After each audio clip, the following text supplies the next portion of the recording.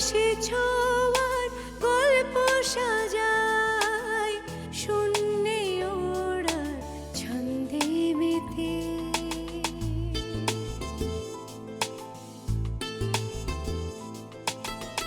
আকাশে যে অসীমের ঠিকানায়, সে যেন শুধু দৃশ্য সাজায়। যত গল্প ধাঁধায় হাত বাড়ালে বুঝি কেউ নেই,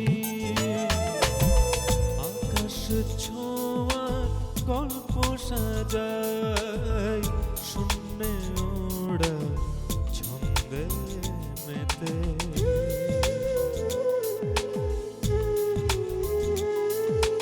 ধাওন্ত তোমার গতি ছুটে চলে অবিচল,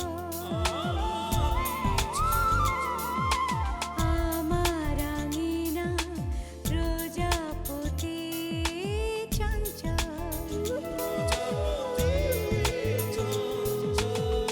উড়ে উড়ে যায় কত অলি গলি অবিরত, যত গল্প ধাঁধায় মন বাড়ালে বুঝি কেউ নেই।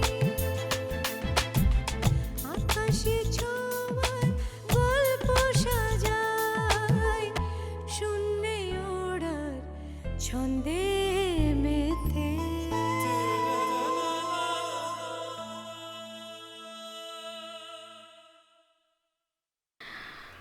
আমি ডেড বডিটা মর্গে দিয়ে ভেবেছিলাম মাকে গিয়ে একবার দেখে আসবো, কিন্তু খবর নিয়ে জানতে পারলাম মায়ের বাবা এসে মাকে নিয়ে গেছে। কোথায় গেছে কাউকে না জানিয়ে? কিছু বললে বেলায়? কোথায় গেছে জানেন? সেটা বলেনি, কিন্তু বাবা এসে যেহেতু নিয়ে গেছে বাসায় গেছে। কিন্তু কোনো কেস করলো না ওরা, ডিসচার্জও হয়নি। আমি কিছু বুঝতে পারছি না বেলায়। আমি বোধহয় কিছুটা বুঝতে পেরেছি। কি?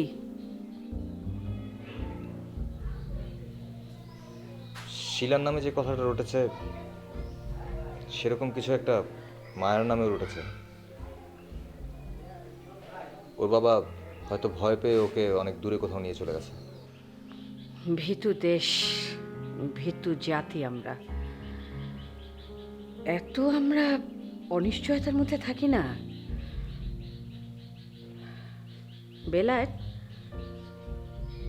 শিলা আত্মহত্যা কেন করলো এটা কিন্তু আমি এখনো বুঝতে পারলাম না।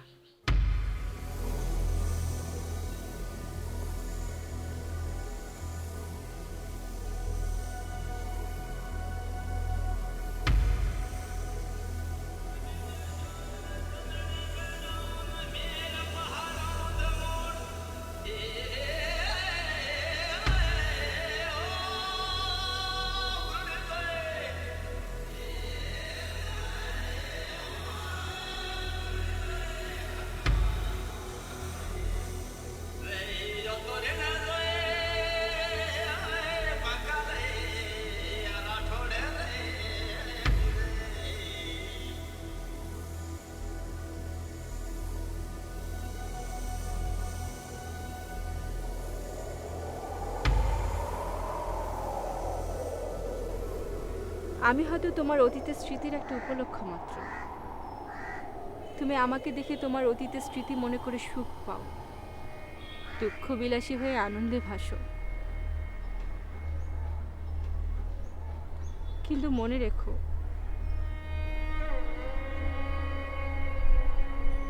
খুব দুর্ভাগ্যবানেরাই তার স্মৃতি থেকে বিশ্বাসঘাতকতা পায়।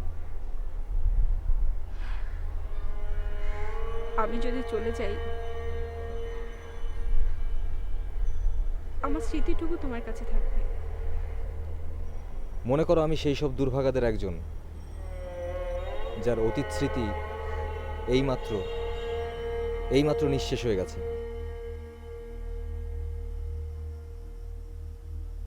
ওই স্বার্থপর সাপটার মতো নতুন সুখ স্মৃতির মনির আশায় আমি তোমাকে আঁকড়ে ধরতে চাই।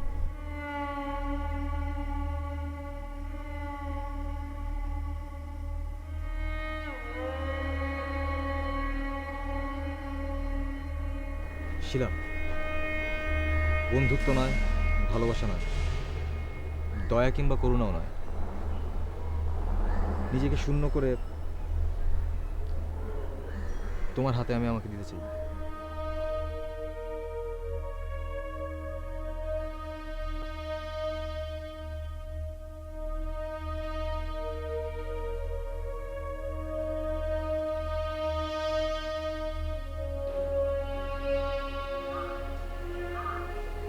রূপালি,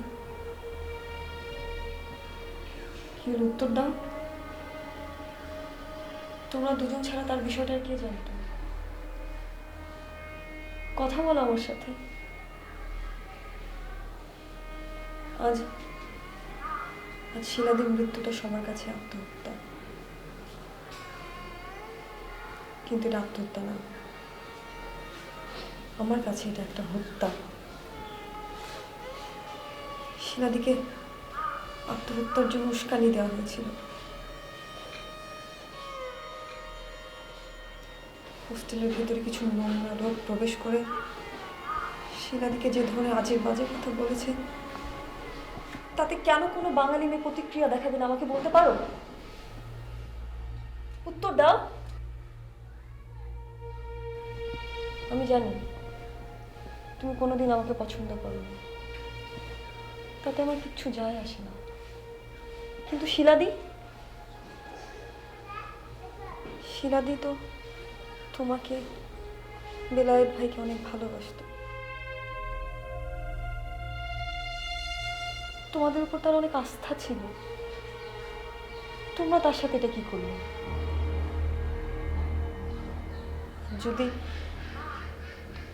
যদি শিলাদির এরকম একটা মৃত্যু হয়ে থাকে, তাহলে আমি মনে করি এই মৃত্যুর জন্য দায়ী তোমরাও। এই মৃত্যুর জন্য দায়ী তোমরাও। আমাকে বলতে দাও রূপালি, সারা জীবন ভর তুমি বলে এসেছো লোকে শুনেছে, আজ আমি বলবো, তুমি শুনবে।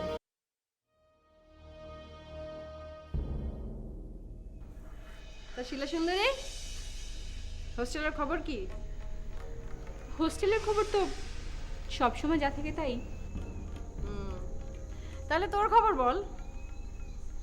আমার আবার কি খবর? তোর খবর জানার জন্যই তো তোকে হোস্টেল থেকে এখানে ডাকিয়ে আনলাম। আমার খবর কি? খাচ্ছি, দাচ্ছি, ঘুমাচ্ছি, বেড়াচ্ছি আর ডেটিং করে বেড়াচ্ছি। ডেটিং করছি মানে? ডেটিং করে বেড়াচ্ছি। এই আজকে তো দেখলাম বেলায়েতের সাথে।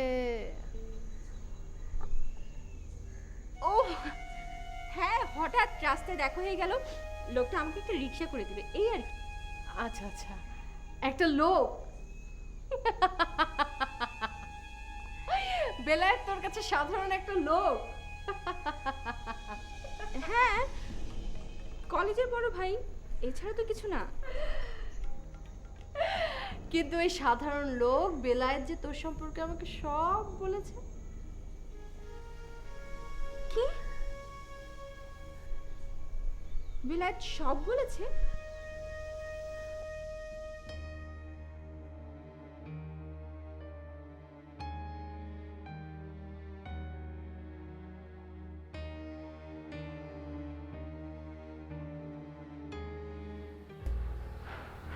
আজ তোমাকে শুনতে হবে।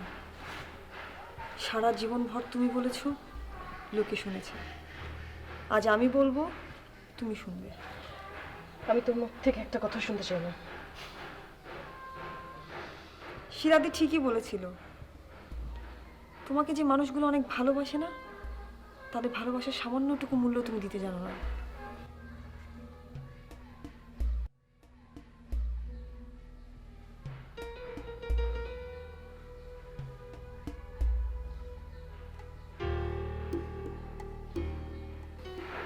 আমি একটু হোস্টেলে যাব। শিলাদির মরা মুখ দেখতে?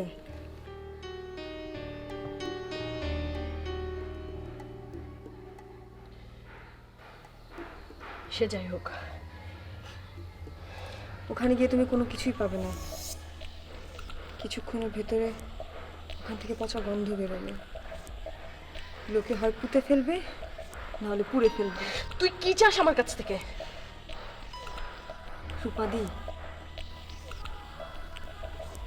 শিলাদিকে দেখতে হলে আগে নিজেকে দেখো। শিলাদির মনটাকে বুঝতে হলে আগে নিজের মনকে প্রশ্ন করো সে কি বলছে। আর যদি তোমার মন বলে যে শিলাদির মৃতদেহের সাথে সাথে তার সমস্ত স্মৃতি পুঁতে ফেলা উচিত, তাহলে তুমি সেটাই করো। আর যদি তোমার মনের ভিতরে কোনোভাবে একটু দয়া জন্মায়, তুমি যদি মনে করো যে শিলাদির সাথে অন্যায় হয়েছে, তাহলে শিলাদির মৃত্যুর জন্য যারা দায়ী সেই অপরাধীদের শাস্তি দেওয়ার চেষ্টা করো। যদি চাও তাহলে একবার আমাকে দেখো। জানো রূপাদি, আমার মন কি বলছে? আমার মন বলছে শিলাদি চায় ওই অপরাধীদের শাস্তি দেওয়া হোক, কঠোর শাস্তি দেওয়া হোক।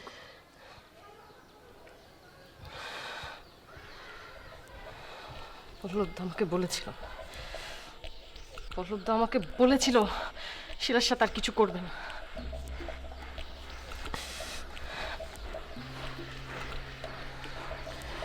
পল্লবদা খুব ভালো করে জানতো কিছু একটা হবে। এই বোকা।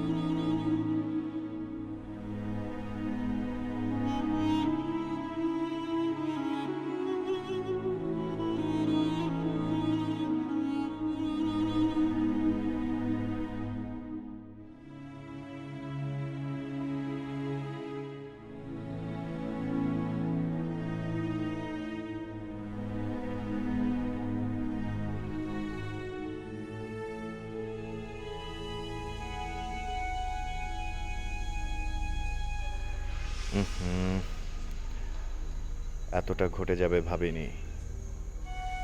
মোচড়ানোর জন্য খেললাম, ভেঙেই গেল।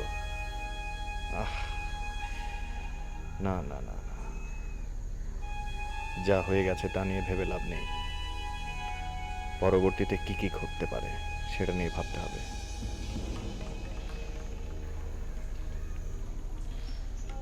এক, যে লোকজন হোস্টেলের মেয়েদের বিরুদ্ধে খেপেছিল, এখন শিলার মৃত্যুতে তারা রূপ পাল্টাবে।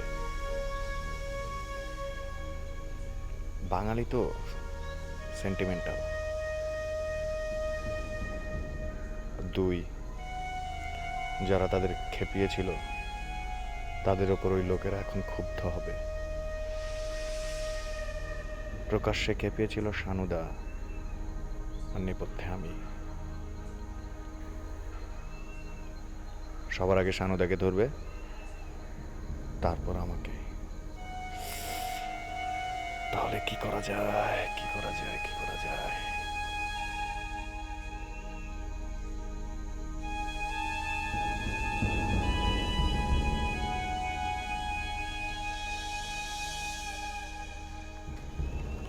বললো সর্বনাশ হয়ে গেছে। আমি জানি শিলা আত্মহত্যা করেছে। আরে কি আত্মহত্যা করেছে কি করে নাই সেটা তো আমার ব্যাপার না। তাহলে লোকজন সব এসে আমাকে ধরছে। কেন? ওরা করছে আমি নাকি মেসে সব পাবলিককে খেপায় তুলেছি। ওই শিলাটা যে দেহ ব্যবসা করতো এর পক্ষে সাচ্চা প্রমাণ চাই, তা না হলে আচ্ছা তুমি কি বুঝতে পারতেছো না ওরা আমাকে সন্দেহ করতেছে আমি বলে নিজের আখের গোছানোর জন্য এসব করেছি?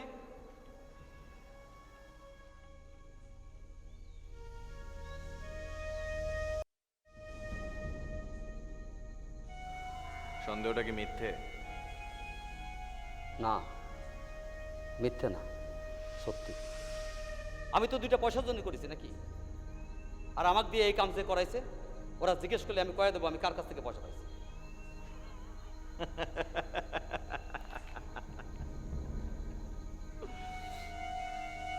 তুমি তো দেখছি একটুতেই ঘাবড়িয়ে যাও। আরে প্রত্যেকটা মানুষের আলাদা আলাদা ফ্যাসাদ আছে, 2 দিন বাদে সবাই সবকিছু ভুলে যাবে। তুমি এত টেনশন করছো কেন? মানে তুমি কি করছো কি? তুমি যাও, কদিনের জন্য বেরিয়ে আসো। মানে তুমি আমাকে পলায় যেতে করছো? এটাকে গা ঢাকা বলে। গা ঢাকা দেবো? কনে গা ঢাকা দেবো? কোথায় যাবো আমি? যাও, নিজের বাড়ি যাও। তুমি যে টাকা পয়সা পেয়েছো সেটা নিয়ে একটু একটু ফুর্তি ফার্তা করো। আর তুমি এই সিজনটা ভুলে যাচ্ছ কেন? এই সিজনে মহুয়া পাওয়া যায়, সে কথা কি ভুলে যাচ্ছ? আমার খেয়ালই ছিল না। তাহলে আমি বাড়ি যাচ্ছি। যাও যাও যাও। তোমার জন্য আসার সময় একটু নিয়ে আসবো না? যাও।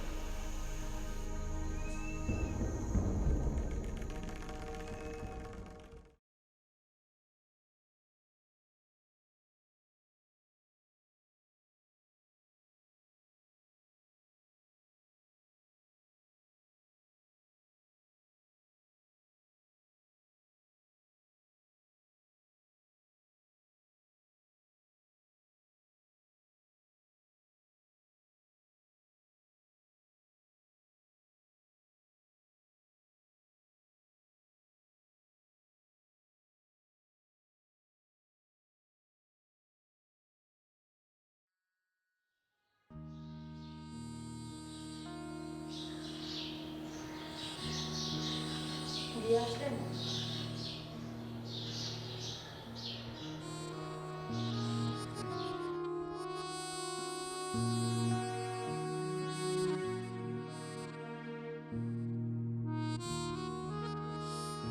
বেলায়েত ভাই, কাকা কাকির কি অবস্থা?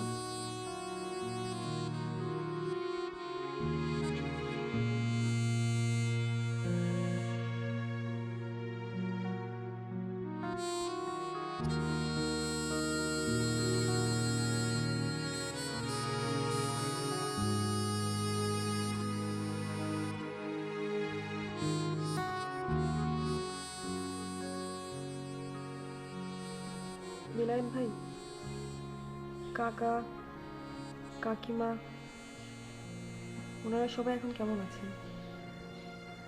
এই বয়সের একটা মেয়ে মারা গেলে যেমন হয়,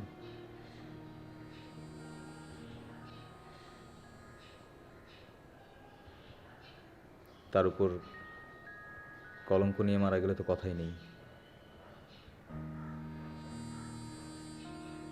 শিরার ভাইটা বুদ্ধিমান, বেশি হাঁকডাক না করেই শেষকৃত্য করে ফেলেছে।